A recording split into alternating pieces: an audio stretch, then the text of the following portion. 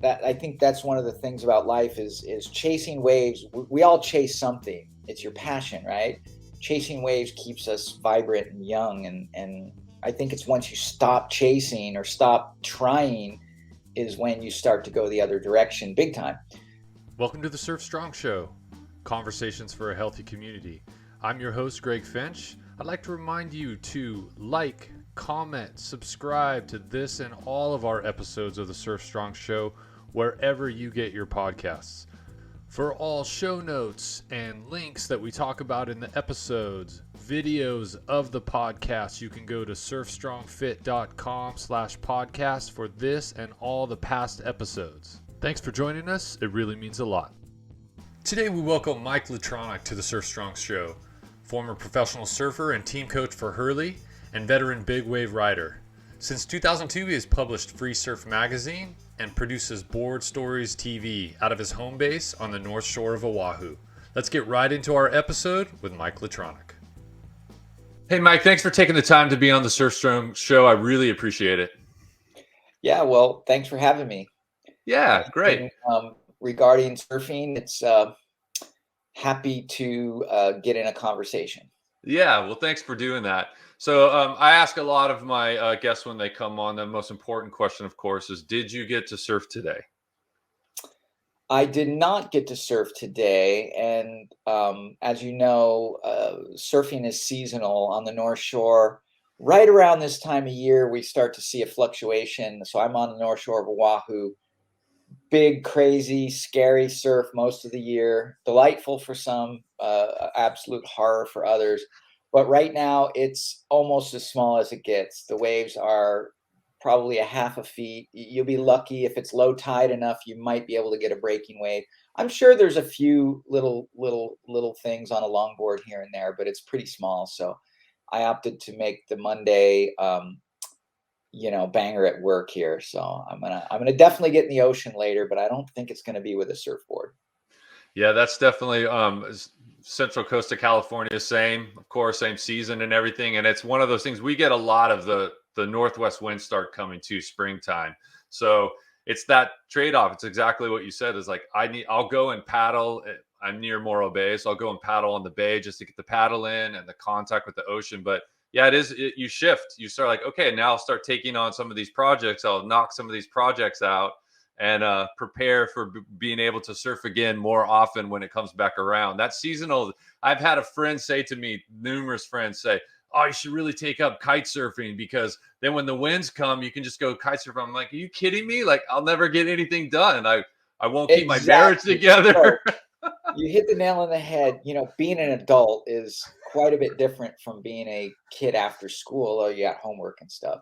But it's like, we get so much good waves. I mean, I live in a wonderful place on the planet. I've been around the world. I really can't see myself living full time anywhere but here. And it's one of the clean water, clean ocean, relatively, speaking.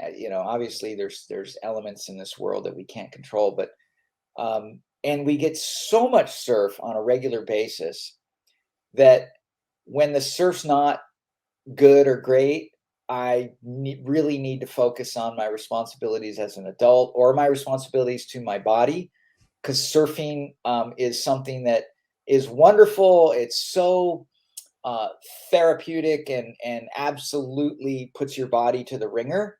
But in that same respect, it's kind of lopsided. Like if you're surfing a right-hander all the time, you're using certain muscles doing this thing. And I try to do, whether it's yoga or light weights or something like that, or just going on a hike and using both sides of my body. So I tried to really, the chase is always on. That I think that's one of the things about life is chasing waves. We all chase something. It's your passion, right? Chasing waves keeps us vibrant and young. And I think it's once you stop chasing or stop trying is when you start to go the other direction big time.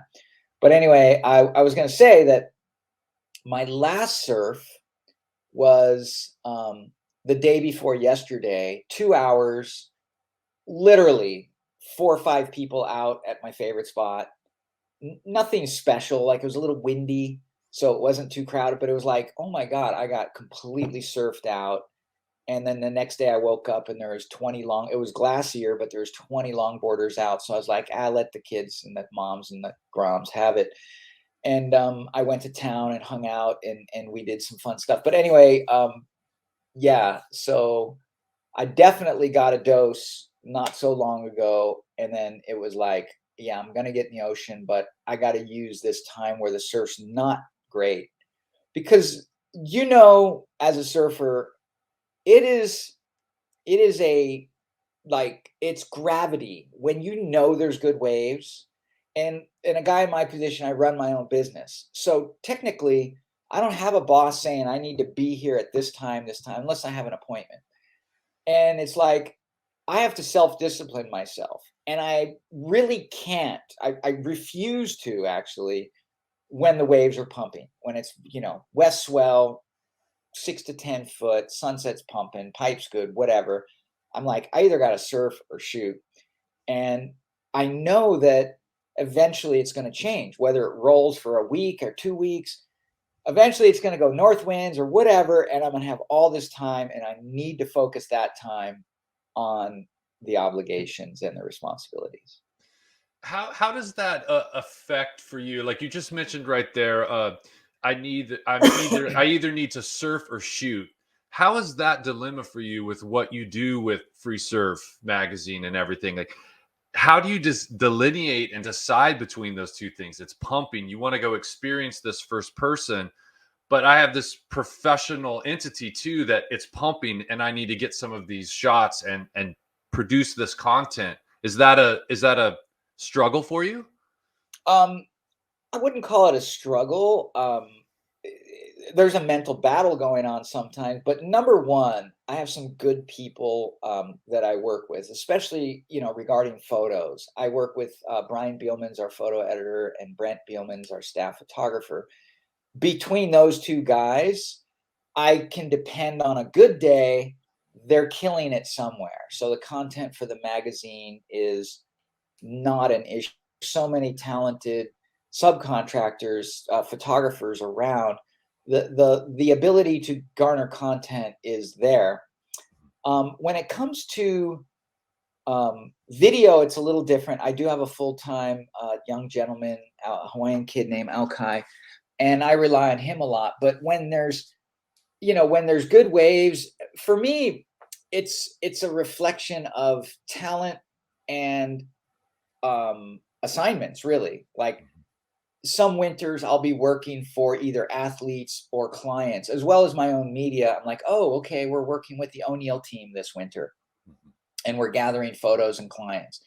So if it's a mediocre day and I have 3 of my athletes for my client scheduled at Rocky Point, I'm going to go into it pretty happy, because not only do I get to do a good service for my client, but usually there's somebody else there. I'm not just shooting the 2 or 3 guys. And I mean, and then that is a kind of a extrapolation of what the rate is. Some people, obviously, on the high end photography deal, you go to New York or Chicago, anybody shooting these high end fashion things are charging $10,000-$20,000 a day. In surf photography, we don't nearly get that much. Even the top paid guys would get, whether it's 1,000 or 2,000 or $3,000 a day. And some guys are super happy to work for $300-$400 a day. Me, I'm getting too old for the couple $100 a day thing. If clients want that kind of thing, then I'm like, yeah, let's do that on a kind of a window basis. In other words, if you want me to be at a certain place at a certain time and only focus on a certain subject and use my 25 years of experience on that shoot, then the price is going to be, closer to $1,000, $1,500 a day. If your budget is such that, yeah, we know we're going to get stuff and send them out to Rocky Point. Yeah, if Felipe Toledo takes off and it's not one of my guys, I'm still going to shoot Felipe, unless, like, I'll start to panic if I'm at a photo shoot and half hour in I didn't get anything of my guys yet. I'm like, okay, I missed one because I was on another one or whatever, I usually try to get something in the can so I know my client's going to go, "Ooh, that was good." And it yeah, and then I'll try to shoot 100% of everything else I can, Yeah. but I really love getting the shot in general, and I really don't like, almost every photographer will feel this way, missing the shot.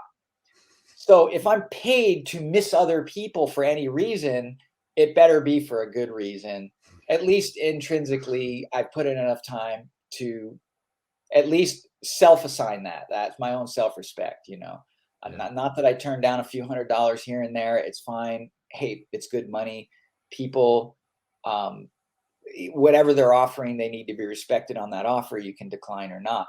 But when it comes to that or surfing, it's the time of year. If it's early October and the waves are absolutely insane and all the locals are out and the world stage is not here yet, I might just go be one of the locals that are out. And hey guys, Brian, I'm going to be surfing sunset. I think there's a couple hot locals out. You should come shoot, or Alki come, you know.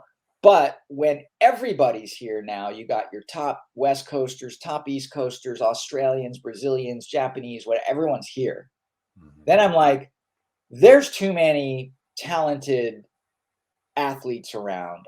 I want to go document that. Yeah. I'll surf before dark later, or I'll surf midday when the lighting's not as good or whatever. So I'm usually pretty, um, it's pretty loose, but strategic at the same time. I Yeah. try to maximize my day. Talk a little bit about kind of what you're touching on there in the surf itself, but also just as the North Shore itself. I mean, this stretch of coastline is the destination in the world during that stretch. What is it like to have that influx of not just that level of talent, but that level of attention, that level of people in what essentially is a small town? Like, what is that like, knowing it's coming on this calendar every year? I'm sure there's some conflict, of course. It's the center of the world that we're in for surfing. Just talk a little bit about that, what it's like to be part of that year after year. Well, it's a total evolution. What it was 30, 40 years ago is, you could frame it similarly, but it's different because, um, well, let's just go back 30, 40 years, right? And, yeah, you had an influx of people come to the North Shore. It might have been a few hundred, maybe even a few thousand, maybe. But the level of change to the North Shore was, yeah, the surf breaks got a little more crowded, but it didn't feel like it swelled so much back then. Like, there's these smaller fluctuations. I think, there's, um, not a ton of housing on the North Shore, but there's definitely more homes, maybe twice as many homes on the North Shore now than there was 40 years ago. So there's more opportunity to stay out here and surf, and it does get crowded. If you depending on what surf break you want to pick, you could ruin your day if you go out really expecting something that's not a reality, and you got to have a go with the flow. Then again, if you're going to go out to Pipeline on a big day, you're going to put the gladiator face on. That's it. If you're not a freaking gladiator, maybe you shouldn't even paddle out. If you're going out just to check out the shoulder and get the vibe, that's fine. But you are in the freaking gladiator pit. There will be arrows flying and body parts. There is, like, you might think you want to have a safe time on the shoulder, but then a north set comes, and next thing you know, somebody's surfboard cuts loose from the outside reef and it's coming down. Anyway, all these things happen. So, yeah, there's a big change, and in the last few decades, it has been almost one where I feel fortunate that I'm actually on the other side of the camera, because, um, I would not like to be in the crowd that I'm shooting sometimes. I know I can get waves. I know I'm an older dude, and some of the guys would give me respect, and maybe I'll wait my turn, and I'll get some waves. But the propensity to deal with whatever donkeys and people that don't know the correct etiquette, or just like nowadays when I go in the water and it's crowded for surfing, I go with the attitude that I'm gonna go get salt water on my body. If I do a turn, it's bonus. If I get a wave to myself, it's great. If I get several, it was like unreal. I got lucky. But I try to, like, there's enough angst and negative energy in the world. I really try to check my energy when I'm out there, because it's natural for humans to want to gather their acorns and experience their fun. But I don't want to do it at the expense of somebody else's good vibe. You know what I mean? Yeah, I get a lot of waves when I go out. I know the breaks, and I have good boards, but at the same time, we're all out there as a community, and surfing's an individual sport, this and that, but it's like it's so to answer your question, yes, there's a huge change. How do I feel about it? I gotta roll with it. This is where I live. And if I want uncrowded surf, I wait for the right moments. I know when there's like, you can't show up at the concert 20 minutes before it starts and expect a good parking spot. You know what I mean? It's just not usually going to happen. Yeah, the parking angel, somebody had to leave or whatever, but you got lucky. But ultimately, you just plan for it, and so that's why I'm glad that I'm on both sides, because when it does get really crowded, I can shoot more clients, shoot more athletes, and gather more exciting moments. Um, and also gather those sound bites and interviews from all these amazing people that come to visit here. So I try to view it more as an opportunity than a bummer. I won't say I'm never disappointed, because some days I really want to surf and I really want my own wave, and I really get disappointed that there's a lot of people that show up on these in these crazy waves that are less than properly equipped to handle what they're paddling out into. And so I don't know, you just deal with a little bit of everything. But Yeah. I think what you I stay said, with what you touched on there, though, is so crucial, and it's such the what I remind myself of too everywhere, which is getting in the ocean, and that connection to that entity is the primary part, and waves are just the bonus. I say that to clients all the time. I just always remind myself of this. I had this experience. Oh, it's been maybe like 10 years ago now. And I was just in my local breaks and stuff too. It was kind of crowded. It was a pretty pumping day. It was kind of crowded, but Central Coast, Morro Bay crowded is completely different than North Shore crowded, but still was kind of crowded. And I was finding myself having this conversation in my head about something that might happen and what my response would be. And I remember the day so vividly, because I stopped and I just said, "What are you doing? Like, you need to just be here right now and have this experience and push out this positive experience to others, and that's what you're going to get back." And it really, I touch on that point all the time now, because I'll be going in and I can feel myself starting to like, oh, get, and this is like, just relax and be here. And the experience is so much better all the way around. And that's such a simple concept, but can be difficult to implement if you're bringing your own baggage into that area. And it's the whole point we're there, right? It's just to clean out the carburetor and just reset. it really brings up the whole meaning and purpose of life sometimes, because you know I'm not a hugely religious person. I do believe in right and wrong and good and bad. I'm not going to name God for any specific group. I don't, you know, so many wars and so much controversy is already in that space. I refuse to participate in it. But I cheer for the good works that are done by any group that wants to better mankind. But when I think of us as individuals, and I think of, I'm coming into 60 years old. I just turned 59, and I'm still pretty spry. I still ride a 5.7 Linden, so Glen Pangs from Town and Country, Lindens, whatever I can get my hands on. but I am every like friends that are my age that had either had to stop surfing because of injuries or just not using their bodies correctly and they just can't do it anymore, can't get to their feet, or whatever. But I'm like, I thank every day I can do it. And I realized at certain point in my late 40s that sometimes, like, if I really just did work or you know, I'm a dad, dad of 3 kids, so spend a lot of time with the kids, which is important. And like, whatever it is you're doing, and that, whether it's cooking, cleaning, watching a TV program, driving, yard work, whatever it is you're doing, it's not the same as the kind of activity you get when you invest in your body, which, like going to a yoga class or doing a capoeira class or taking karate or going to jujitsu or going surfing. You're like investing your time in your body. So I used to surf because I was absolutely incensed to go have fun. Like, oh my God, I want to ride more waves. I want to ride more waves. Well, when you get certain many decades down the road and you've done, I have this favorite maneuver at Sunset Point. It's coming out into the shoulder of the double up.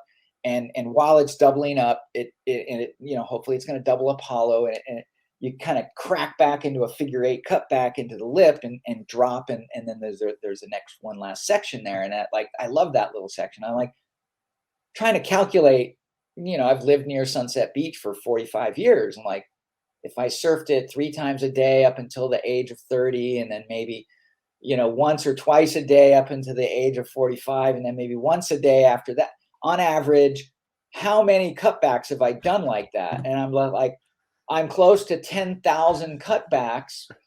And I'm like, why do I still just absolutely crave doing it? I'm lucky.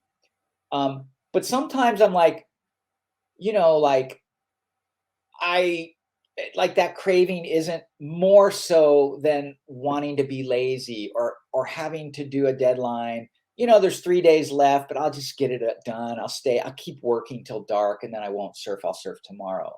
You know, I have sort of started to adopt the realization that I need to force myself, or not force myself, that's a bad word. I need to schedule myself, because your natural tendency, everything goes in flux, and your natural tendency is to kind of flux later in life. But the more you give it flux, like reciprocally, you have to work harder to get back where you're at. If I took 2 weeks off of surfing and just enjoyed Haagen-Dazs and salsa and chips every day, all day long, it would take me that 2 weeks. I'd probably gain weight. I'd lose core strength.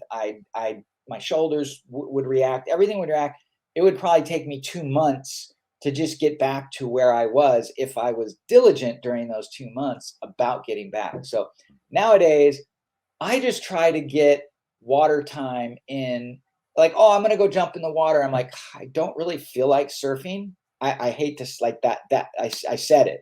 Like, I don't really feel like, or I don't really feel like I should surf. Like, I surfed yesterday hard. I had a great session and my body's super sore and I don't feel like surfing, but I'm like, I'm gonna do it because I want to establish that consistency with something I love. Even, like, practice makes perfect. If you turn away from it, yeah, you can still surf 3 days from now, but I like the consistency and the availability, because I know that, we're in Hawaii, we could have a 2-week rainstorm come in, any couple of days. It takes a few days to form and get here, and it's brown water for a couple of days. And I'm really not surfing. I don't surf brown water anymore.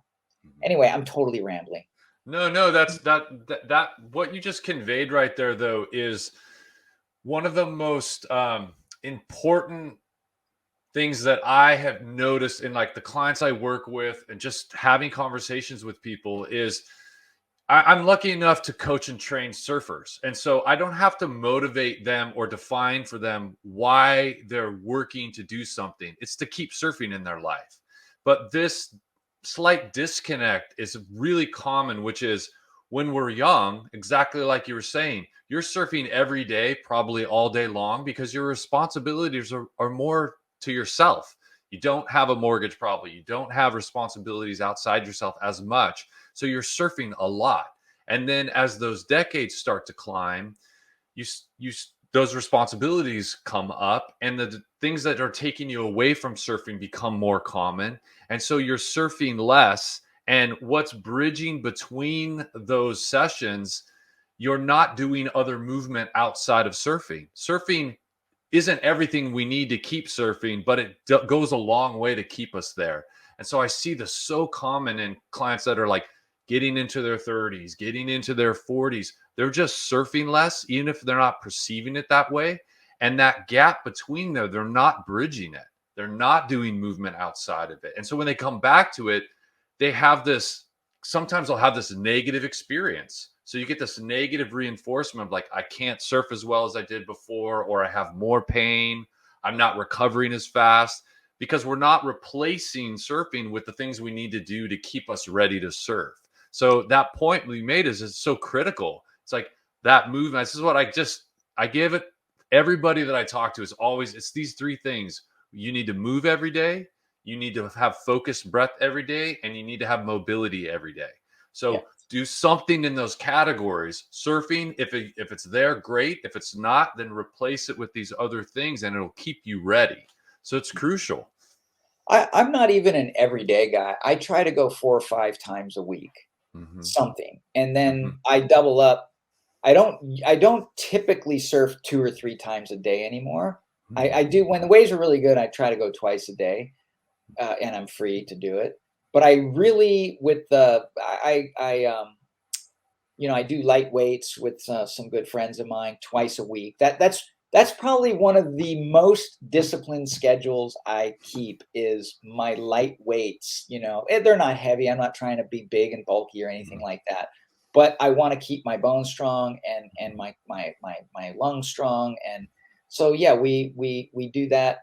And then yoga I try to fit in once or twice a week at least. And even if I'm watching TV at night, I'm trying to stretch here and there, in between getting up off the couch and going and get some Haagen-Dazs, because I love my food too. Yeah. But I was going to say, um, I think, there's something to be said about verve or chutzpah or whatever you call it. Mm-hmm. And it's like sex almost, like you don't use it, you lose it. And well, I don't want to say sex drive is like a surf drive, but when I think about surfing, sometimes I'm incensed. I really want to surf. Like, oh my God, I love surfing. I want to try my new, but whatever the reason is, or I just want to get out there. I just know my body needs to be in that ocean. Um, and there's times where you don't have the same drive to go surfing as you did when you were a grommet. I always love to use this quote. Tom Carroll said in the movie Surfers way back when, to get any good at this sport at all, you got to act like you're a 4 or 5-year-old kid that just got a new bicycle, and that's all you want to ride, and then you get good. And to stay good and to be good, it's like it's a combination of going when you should, going even though you don't feel like it sometimes, and and it's all that quality of life for me. Like, I enjoy being able to touch my toes I mean, this is a really bad analogy, but for all the older people that surf and get injured and stuff, like, I had a back injury last year, and oh, by the way, going through these injuries and healing again is the single most I think inspiration behind taking care of your bodies, because you do see and feel that you can be better than you were and get back to it and even improve on it even after you've been downed. You know what I mean? And so it's not the end; it's just a rebuilding process usually. But I remember, and this is probably maybe too much information, but like going to the bathroom and wiping your ass if you have a back injury. And I was thinking to myself, I'm going like, what do horribly overweight people, how do they deal with even getting to this shit? Literally. And if they're injured, or they, like in yoga, you do these bird stretches and and it's like, you can't even reach behind your back. Like, Yeah. oh my God, like, the simple qualities of life, like being able to bend down in your refrigerator and go get something in the bottom drawer, like the simplest things that get hard when you're injured, you realize real quick what's important in life. And by going surfing, yeah, I'm not saying everybody, the whole thing about the toilet thing, but it's real. It's like that's a real everyday thing. And it's like, I want to stay healthy so I can enjoy the mobility of what God or the creator or nature has provided.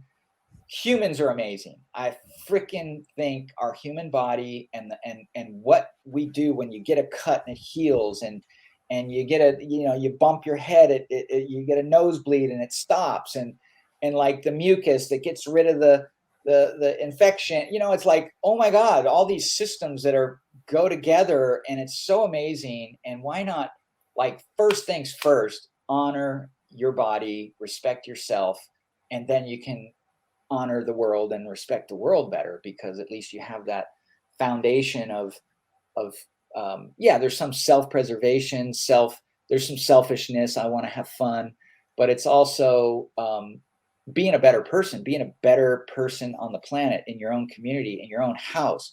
Oh, we need to take out the trash. You don't want to be the old dad guy. Kids, can you guys get that? I can't get off the couch. Now you're like, rotten kids didn't get the trash. I'll get it, but whatever. I love my son. I love my daughters. Like, but at least I think, like, instead of, it's hard. It's a conscious thought to go and change your thinking. Like, oh, I got to get the trash, instead, like, oh my God, thank God I'm healthy enough to do this chore right now, because that trash stinks. Yeah, that's absolutely that's that part. It's I guess part of it is empathy for others' experience, but when something is pulled from you, something in that really foundational life experience, and it goes away, you really can respect how powerful that is, just to be able to have that function in your life, and then take it to the next level. Like you talked about having your back injury, when that's pulled from you, when your ability to be in the ocean and surf is pulled from you, it just completely reinforces how central it is. I had this conversation with a friend, I don't know, it was maybe like 6 months ago, and he was just saying, oh, like, he was starting to struggle with some things. He said, if I can't stand up on a board, like, I'll just stop. And I'm like, are you kidding? No way. If I have to go out on some stupid little buoy thing just to be in the ocean, I'll do it. Because it's, to me, that's the part of it. It's like, evolve what you have to evolve, but prepare and continue to be present to be able to surf at your highest level, but allow it to adapt and allow it to evolve to stay connected to the parts that are the most important, which is just being in that ocean. And it's that part. You're absolutely right. Like, we get so self-centered sometimes in our experience of just like being frustrated by this or that, but then you stop and you realize you're right. Just to be able to go take the trash out, as basic as that is, it's such a reinforcement for being able to do these things in our life. And it's all up and down the scale. You're absolutely right. Yeah, I think it's almost part of the fight too. Like, um, I've always been a fun conversationalist. As the happy-go-lucky surfer in my youth, you could have a conversation. I don't think I had as much battle in me. But as you grow older and you learn more, and you've been through ups and downs with business relationships or personal relationships or friendships or politics, or all the mechanics of dealing in society, you tend to, I don't want to say you get soured, but you get enlightened to some of the dark forces at work in the world. And um, you know while in some ways, scheduling and discipline is important, it's also important to have that passion, that passion turns into fight, not in a bad way, but like, I'm going to go surfing. I'm so tired. I'm caught inside. Are you going to get dragged in and go in and say, that's it, I only caught 2 waves? Are you going to freaking fight your way back to the channel, get back out there, and maybe get the best ride you had the whole session? Either which way, it's when we give up is when you truly give way to that 3-letter word called getting old. And I think that I've always been a fighter, you know, not in the sense of street fighting or anything like that. I'm more of a peaceful guy. I actually used to, when I was a really small kid, like before the age of 11, I remember I used to get in fights in New York City all the time. It was just what we did, you know. Fortunately, it didn't go too far, and it was always kind of friendly. Let's, you know, here, you can have my freaking apple for lunch, you know, sorry we fought, you know, like we're kids. But growing up, you kind of start to notate the intensity of people out there, and like my goal with free surf and my like people is, oh, well, dude, you're like you're in a kid's world, and you're in this fake reality because you're acting like a kid. And I'm like, no, that's by choice. I think the joy and the optimism that children feel is something that's super valuable to our society. And I think that we can carry that through later life. And I think we do. And I experience it myself and my friends around me that I see. And by perpetuating that simple act of surfing, I'm not, you know, we have a TV show called Board Stories. We tell stories, but we're not like breaking it down and saying this is how you have to live or this is who you need to vote for or whatever. Like, hey, people are people. But all's my whole work. Yeah, I pay off my mortgages. I love to eat food, so working is important. Financially, no, I could have lived on the mainland and probably made a lot more money, or taken other jobs and made a lot more money than I make doing what I do. I make a comfortable living, but I'm by no means day trader rich or anything like that. So when I assess what I'm doing, I've had opportunities to make more money and do something else. And I'm like, I really like what I'm doing and I'm comfortable doing what I'm doing. And I believe that the sheer reminder that there is a beautiful environment out there and that we can all enjoy it, whether it's crowded or not, is just a reflection of this is Earth's playground. And I want to, this is a total like, part of the reason I do what I do is because I recognize, I see, and I hope I help create that international language of the surf stoke, you know, and it's usually a big smile or a high five or a chee-hoo or whatever.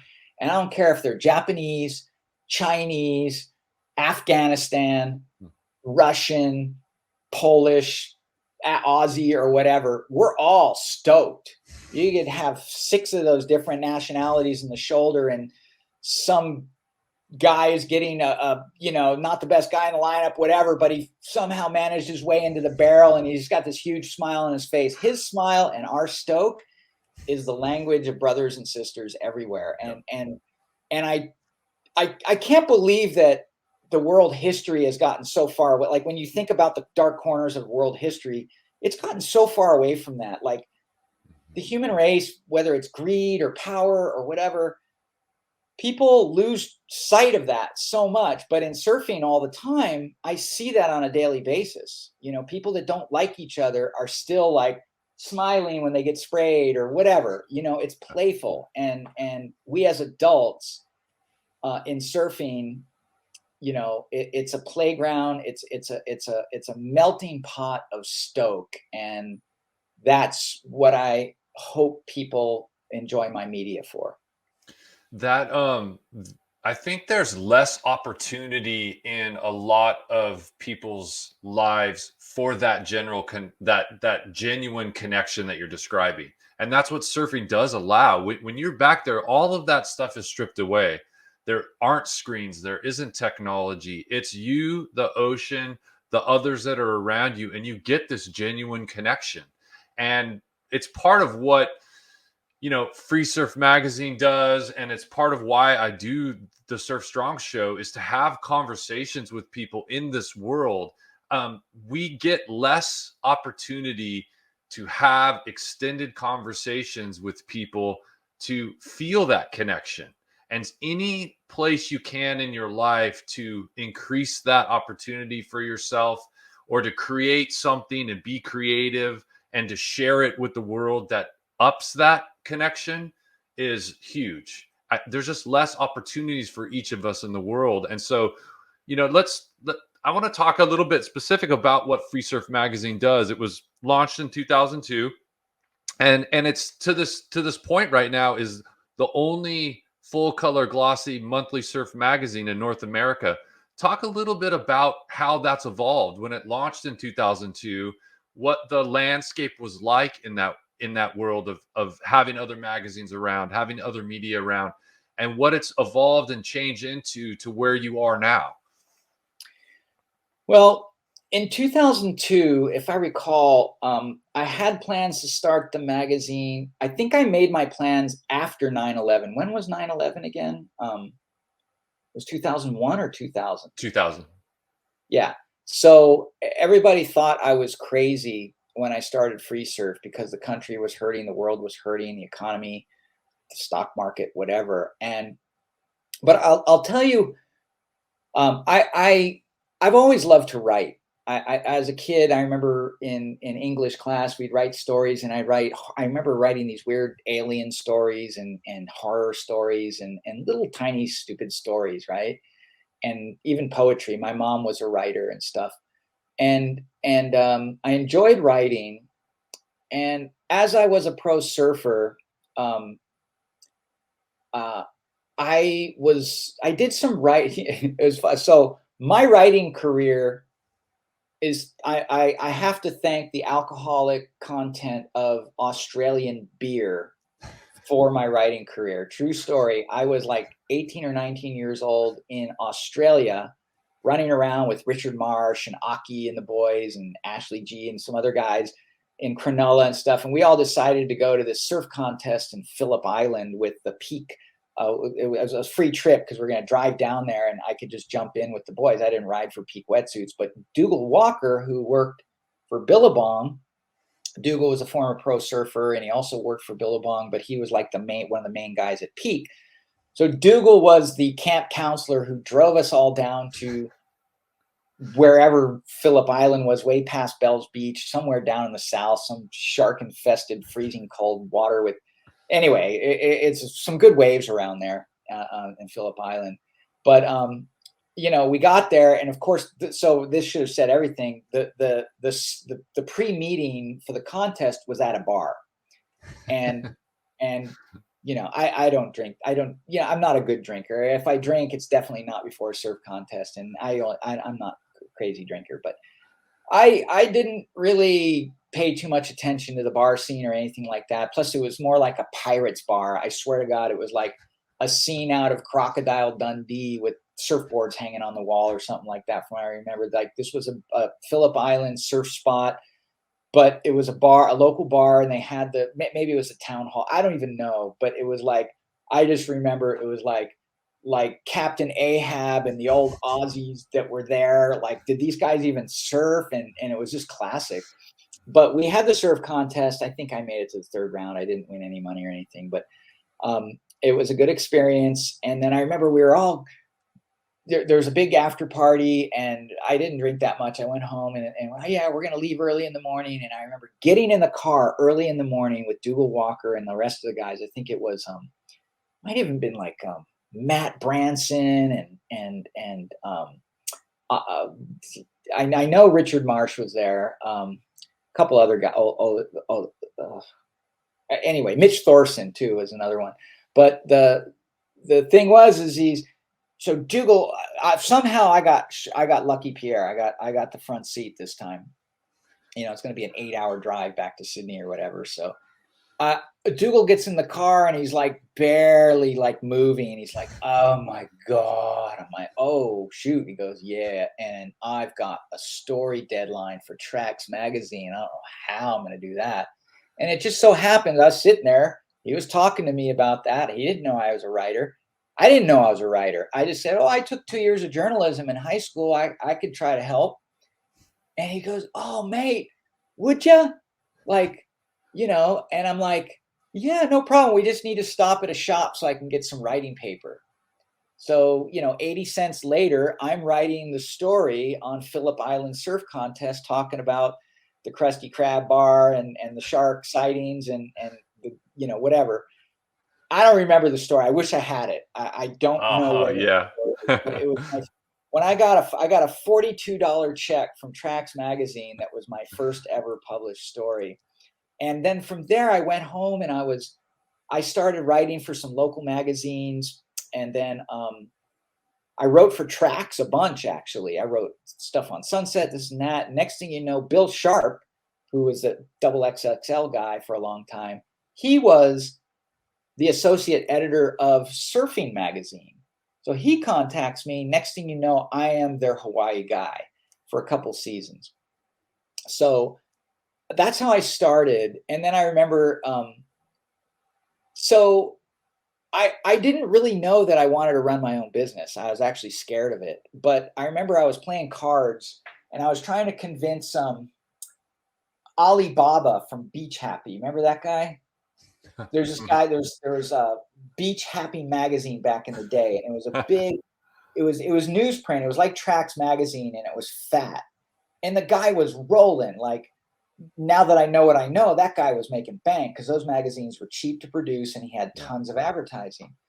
And I remember I hit him up. I'm going, dude, why don't I just can I just get like a retainer? Give me $500 a month and I'll keep, he's like, no, I need you to do this story. Come on, we're going to pay you 100 bit.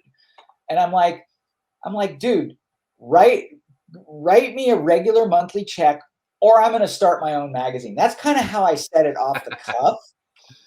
And then sure enough, I didn't intend to write my own magazine. I was in the Billabong Pro semifinals or something like that. And these other kids that were in college that started a magazine called H3O, they wanted me to be actually, there was another guy before that with Groundswell magazine. And there was some shuffling about how many magazines were produced and it was dishonest. So I was like, okay, I know that you got to do what you got to do, but you got to be honest at the very least to your clients and your audience, and I sold most of the advertising based on what I was told. It wasn't accurate. So I was like, I'm not going to work with this project anymore. And then these other guys came on with H3O and I started doing that. I was just a happy-go-lucky pro surfer who loved to write. I wasn't making much money at all, like $600-700 a month. My rent was $160 a month. And, getting out of high school, like I didn't think. I had my mom live down the street. So if I got super hungry, which I sometimes did, I'd go to her house and eat. I was a broke ass, poor surfer who loved to write. And fortunately, I was decent at surfing. But after doing H3O, I really my career kind of started taking off. I was getting cover shots on a professional side. I became the Billabong. It was Bob Hurley was a licensee for Billabong in America. I was the first ever team rider on Billabong through Gordon Merchant and Buddy McRae in Hawaii. Then Bob took over the license, and so I was a Billabong team rider under Bob Hurley. And he sent me around the world a little bit to travel here and there. It was like super fun. Like, I didn't make jack for money. I think I started off at $250 a month or something like that, $500 at the most.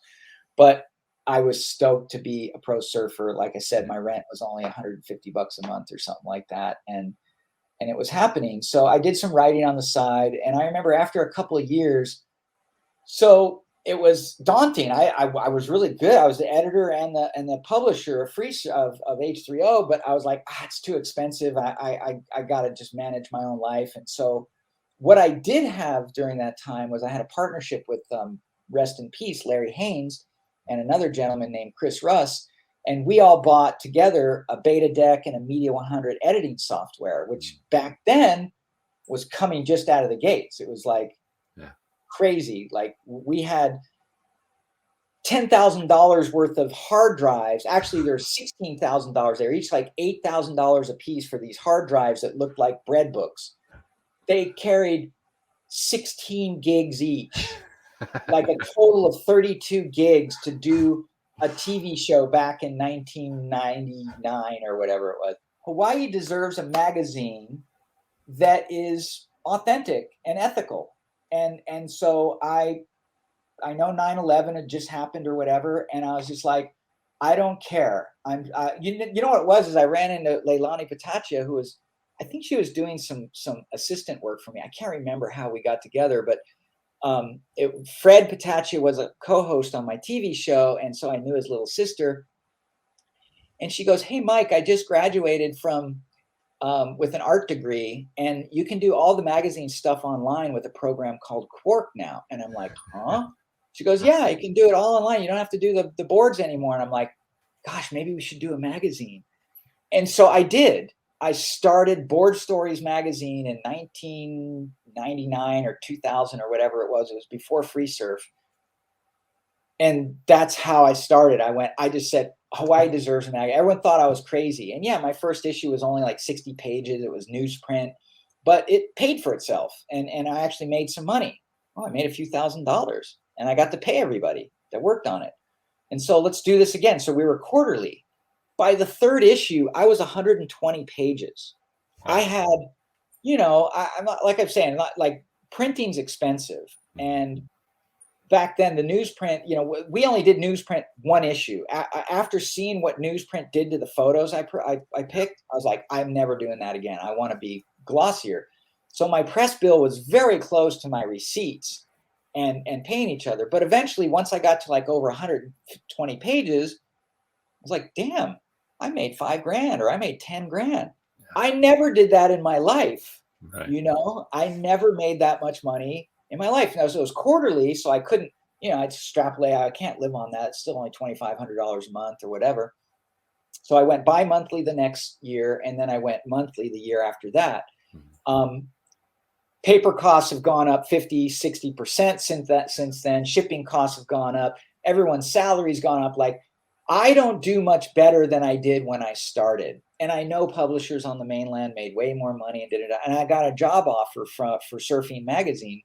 Bobby Nona was a powerhouse back then. I think Peter Townend was the associate publisher or whatever that dynamic was there. And they said, Mike, move to the mainland. We want you to sell advertising, because they saw what I was doing. I was selling 50 pages of my own. And I was like, the job offer was lucrative, it was close to $100,000. And I was like, damn, I can't even imagine what I would do to make that in a year. But I was like, I couldn't leave, being able to walk to Velziland and ride my bike to Sunset. And my kids were growing up in Hawaii. And I was like, no, I really appreciate that. I'm always thankful to Bob every time I see him. But I declined, and I have no regrets. Yeah, it's the lifestyle. It's the value of that. Income, of course, is necessary for the responsibilities we have, but it's I have such a similar experience, like living on the Central Coast here. I certainly, what I do in training, I could be living in a much more urban area, and my income potential is much higher. But looking back and reflecting, like our daughter's 15 now, and being able to grow up here and be able to spend all that time with her because we're self-employed, the trade-off is that you're not making the amount of income to have these different things. But I would never trade it for the world, because those experiences, that time together, and just the quality of life, that, like, same thing, like riding my bike down to go surfing, it's irreplaceable. The income is only available for the choices you can make. It gives you choices. That's it. Like, let's say you're one of the respected locals at a spot like Swami's or something, where it's not easy to get waves. And it's like, yeah, you can go move to Orange County for a higher paying job and maybe even a better playground for the kids or whatever. But you're like, no, my playground's at the beach, and I have earned through my lifetime a spot at Sunset Beach with my friends. I have relationships with people who surf. I don't see a lot of people in my workday that I'm, my associates and my clients. But when I go surfing, there's part of my family. Oh, there's Slow Mo, there's Takahashi, and there's Randy Rarick, and there's Poncho. Well, Poncho doesn't live on Oahu anymore, but like, there's my people, and that's my community. And I was like, I can't leave my community. So, yeah. Anyway, Anything else, sir? Yeah, no, I was just gonna say I want to respect your time. You've given me plenty, and I really appreciate that. So I'll just do a little closing here.